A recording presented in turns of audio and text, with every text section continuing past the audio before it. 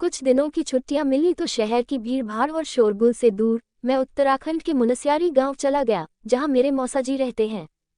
पहाड़ों की गोद में बसा ये छोटा सा गांव जैसे वक्त को कुछ देर के लिए रोक देता है। वहां की हवा में सुकून है और हर मोड़ पर प्रकृति की एक नई तस्वीर मिलती है। मौसा जी की बेटी आर्या, उसे पहली बार देखा तो सब कुछ जैसे थम सा गया।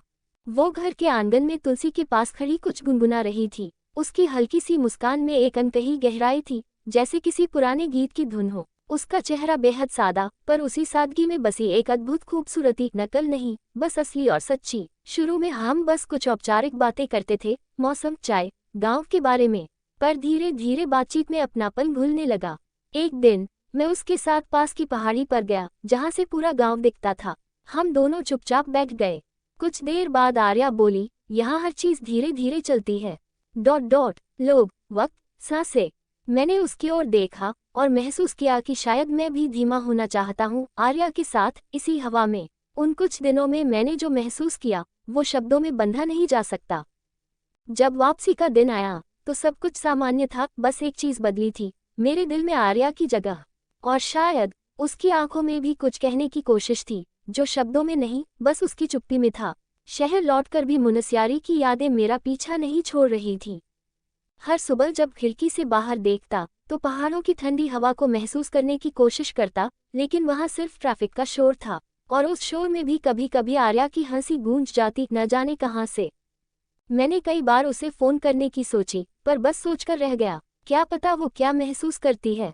क्या उसे भी मेरी कमी महसूस होती है, या वो अपने पहाड़ी जीवन में खोई हुई मेरी मौजूदगी को एक छुट्टी जैसा ही मान बैठी है। एक दिन, ठीक 1 महीना बाद, मुझे उससे एक मैसेज आया, यहाँ आज फिर वही पहाड़ी पर बैठी हूँ, पर इस बार अकेली हूँ। दिल की धड़कन कुछ तेज हुई। मैंने तुरंत कॉल किया। दोनों के बीच कुछ देर खामोशी रही। फिर आर्या ने धीमे स्वर में कहा, तुम्हें यहीं होना चाहिए था। मैं समझ गया था, ये सिर्फ एक वाक्य नहीं था, ये एक आमंत्रण था। उस गांव, उस सुकून और आर्या की दुनिया में वापस लौटने का। मैंने कुछ दिन का काम समेटा और फिर से वही टिकट बुक करवा लिया, मुनस्यारी की ओर। इस बार सिर्फ छुट्टियों के लिए नहीं, शायद किसी नए जीवन की शुरुआत के लिए। आर्या ने मुझे बस स्टॉप पर देखा, और वो मुस्कान वैसी ही जैसी पहले दिन थी, पर इस बार उसमें एक भरोसा था, एक इंतजार का अंत। हम पहाड़ी पर फिर से गए, वहीं बैठकर चुपचाप आसमान को निहारते रहे। अब शब्दों की जरूरत नहीं थी, दोनों की चुप्पियां ही सब कुछ कह रही थीं। आर्या और मैं अक्सर पहाड़ी रास्तों पर साथ चलते, कभी बिना बोले, कभी ढेर सारी बातें करते हुए। उन सर्द हवाओं में उसका हाथ पकड़ना जैसे मेरे भीतर कुछ स्थिर कर देता था। मुनस्यारी अब मेरे लिए सिर्फ एक जगह नहीं रहा था, वो मेरी दुनिया बन चुकी थी। कुछ महीनों बाद मैंने आर्या के सामने शादी की बात रखी। उसने मुस्कुराते हुए कहा, अगर तुम पहाड़ों के साथ साथ मुझे भी जिंदगी भर निभा सको तो हाँ। उसके इस जवाब में शरारत कम और गहराई ज्यादा थी। शादी साधारण सी थी, कुछ रिश्तेदार, गांव वाले, और पीछे झरने की धीमी सी आवाज। पर उस दिन मुझे दुनिया की सबसे कीमती चीज मिल गई थी, आर्या का साथ। शादी के बाद मैंने शहर की नौकरी छोड़ दी। मुनस्यारी में ही एक छोटा सा होमस्टे शुरू किया। आर्या ने लोककला और ऊनी कपड़ों से जुड़ी एक छोटी सी दुकान खोली। हम दोनों ने मिलकर अपने लिए एक सादा लेकिन संपूर्ण जीवन बनाया। पर जिंदगी हमेशा एक सी नहीं रहती। 1 साल बाद आर्या को अचानक तेज बुखार और थकावट रहने लगी। डॉक्टरों ने देहरादून भेजा, टेस्ट रिपोर्ट्स आई, ल्यूकेमिया। पल भर में सब कुछ थम सा गया। वो जो मुस्कुराती थी हर सुबह, अब अस्पताल की सफेद चादरों में लेटी होती। मैं रोज उसके पास बैठकर वही पहाड़ी कहानियां सुनाता, जिन्हें सुनकर वो कभी हंसती थी। उसकी मुस्कान अब भी थी, लेकिन उसकी आंखों में एक डर भी था, मुझे अकेला छोड़ने का। एक शाम, जब सूरज ढल रहा था, आर्या ने मेरा हाथ पकड़ा और कहा, अगर मैं न रहूं तो पहाड़ों से रूठना मत। मैं यही हूं, इन हवाओं में, इन रास्तों में। वो उस रात चली गई। अब मैं वही होमस्टे चलाता हूं, और आर्या की दुकान अब आर्या क्राफ्ट्स के नाम से जानी जाती है। जो भी मेहमान आते हैं, उन्हें मैं आर्या की कहानियां सुनाता हूं, उसकी आवाज, उसकी मुस्कान, और वो पहाड़ जिनसे उसने मुझे जोड़ दिया। कभी कभी शाम को पहाड़ी पर अकेला जाता हूँ और महसूस करता हूँ कि कोई बगल में बैठा है, आर्या, वही हल्की मुस्कान और धीमी सी हंसी के साथ। आर्या के जाने के बाद हर चीज जैसे धुंधली हो गई थी। पहाड़ वही थे, पर अब वो आवाज नहीं रही थी जो मुझे हर सुबह जिंदा कर देती थी। मैं सिर्फ सांस ले रहा था, जी नहीं रहा था। पर एक दिन करीब 3 महीने बाद मुझे देहरादून के अस्पताल से एक फ़ोन आया। आवाज़ धीमी थी, डॉक्टर बोल रहे थे, हमारी पहले की रिपोर्ट में एक गड़बड़ी थी। आर्या को जो ल्यूकेमिया बताया गया था, वो एक दुर्लभ वायरल इन्फेक्शन निकला जो लक्षणों में मिलता जुलता है। उसने रिस्पॉन्ड कर लिया है दवाओं पर, वो होश में है। मैं जैसे फिर से जी उठा। उसी शाम मैं देहरादून पहुंचा। वार्ड में दाखिल होते ही आर्या ने मुझे देखा और फुसफुसाई, तुम फिर से मेरे साथ पहाड़ी पर चलोगे ना? मैंने उसका हाथ पकड़कर कहा, इस बार नहीं छोड़ूंगा, और न ही तुझे, न इन पहाड़ों को। आर्या धीरे धीरे ठीक हुई। हम फिर मुनस्यारी लौटे। अब हर सुबह मैं उसके हाथ में गर्म चाय देता हूँ और वो अपनी दुकान की खिड़की से बाहर झांकते हुए कहती है, जिंदगी ने बहुत कुछ सिखाया, लेकिन तूने साथ निभाना सिखाया। हम दोनों ने मिलकर एक छोटी सी आशा संस्था शुरू की, जो पहाड़ी इलाकों की महिलाओं को हुनर सिखाती है, बुनाई, कढ़ाई और आत्मनिर्भरता। अब हमारी जिंदगी सादगी में रची बसी है, लेकिन हर पल में एक नई गहराई है। और कभी कभी जब हम पहाड़ी पर जाते हैं तो आर्या कहती है, वो जो एक अधूरी कहानी थी, शायद किस्मत ने उसे दोबारा लिख दिया। अब मुनस्यारी का वो घर, जिसमें एक समय सिर्फ सन्नाटा था, आज सुबह की घंटियों, चूल्हे की सोंधी खुशबू और बच्चों की हंसी से गूंजता है। आर्या और मैंने पहाड़ के एक स्कूल को गोद लिया है, जहां दूर दराज से आने वाले बच्चों को पढ़ने का मौका मिलता है। आर्या अब वहां हफ्ते में 2 दिन पढ़ाने जाती है, कला, कविता और जीवन के पाठ। शाम को हम दोनों अक्सर वही स्कूल के पीछे वाले टीले पर बैठ जाते हैं, जहां से बादल नीचे दिखते हैं। अब आर्या के बाल थोड़े और हल्के हो गए हैं, चेहरा पहले से ज्यादा शांत है, लेकिन उसकी आंखों में वही चमक है जो मुझे हर बार खींच लाती है। एक शाम, जब सूरज डूब रहा था, आर्या ने मुझसे कहा, तूने मुझे 2 बार जीवन दिया, एक बार जब मुझे चाहा और दूसरी बार जब हार मानने नहीं दिया। अब मेरा सपना है कि हम इस गांव की हर लड़की को ऐसा जीवन दें जो उसने कभी सोचा भी न हो। मैंने उसकी तरफ देखा और कहा, अब से ये जिंदगी सिर्फ हमारी नहीं, उन सब की है, जो कभी अकेलेपन से लड़े और जिन्हें बस थोड़ा सा भरोसा चाहिए।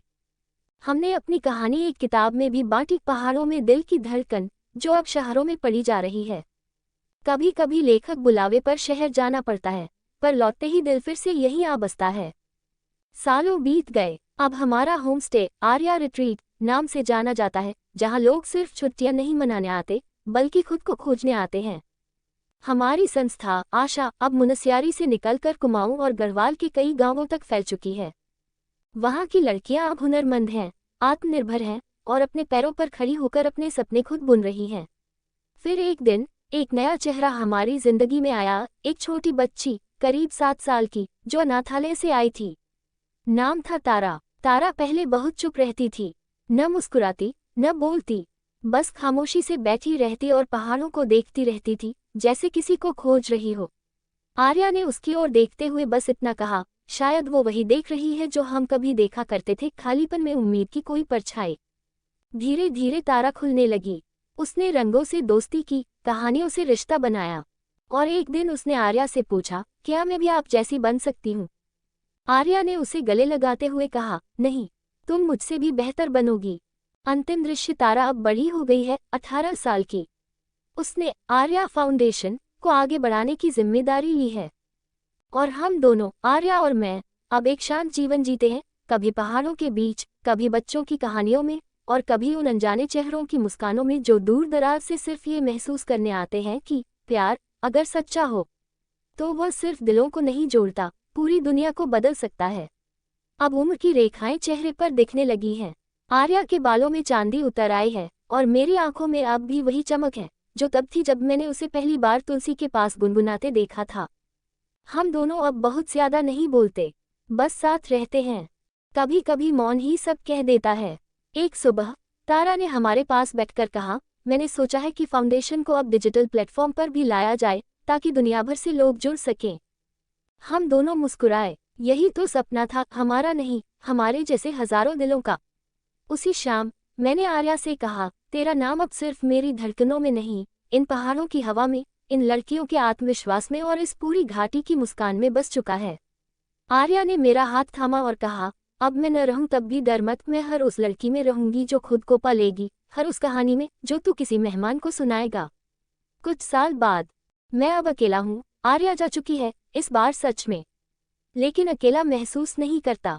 हर सुबह जब सूरज निकलता है और हवा में हल्की सी वो जानी पहचानी खुशबू आती है तो लगता है वो यही है। आर्या फाउंडेशन अब अंतर्राष्ट्रीय स्तर पर पहचाना जा चुका है।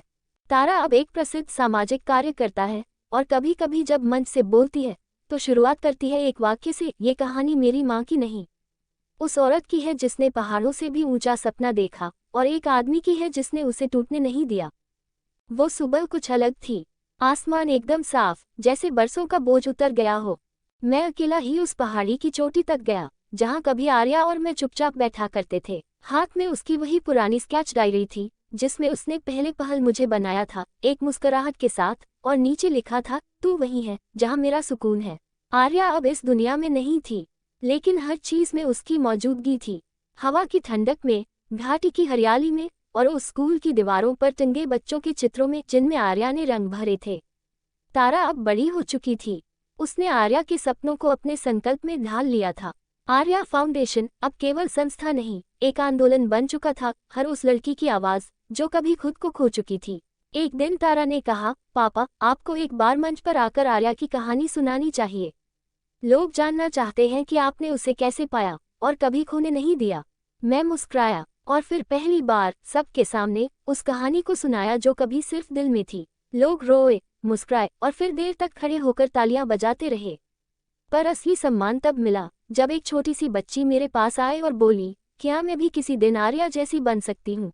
मैंने उसके सिर पर हाथ फेरते हुए कहा, बिल्कुल, क्योंकि आर्या कोई एक नाम नहीं था, वो तो हर उस आत्मा में है जो टूटकर भी मुस्कुराना जानती है। निर्णय कंक्लूजन। आर्या केवल एक प्रेम कहानी नहीं रही, यह उस संवेदनशील रिश्ते की मिसाल बन गई जो समय, दूरी, बीमारी और बिछड़न के बावजूद अडिग रहा।